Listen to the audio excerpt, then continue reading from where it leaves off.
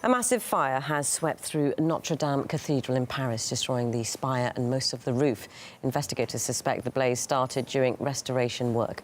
President Emmanuel Macron has pledged to restore the building.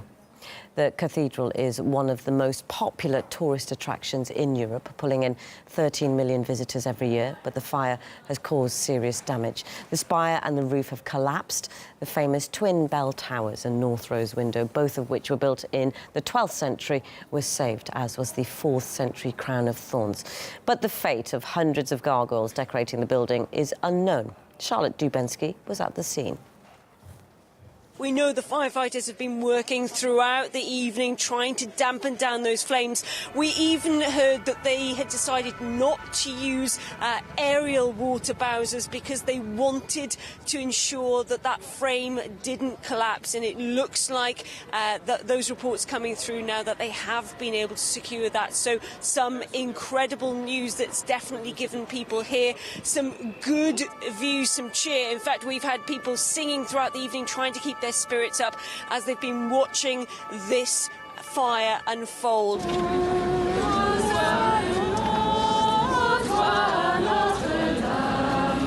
When news of this fire at Notre Dame spread out, the church across the city rang their bells in solidarity to show that they were all thinking of Notre Dame, Our Lady, as it is in English. A number of works of art have been rescued from this fire. Crown of Thorns, this was probably one of the most iconic and important relics that was contained in Notre Dame. That has also been rescued. That is a relic that dates back to at least the 4th century, although Catholics believe that it was actually the crown of thorns that Jesus wore just before his crucifixion. This cathedral, it's not just a building, it's the heart of Paris. It was built all those years ago to represent Paris being the economic, the political and the cultural heartbeat of France, and it remains just that. 12 million people visit it every year. It's the most visited site in Paris, possibly one of the most visited sites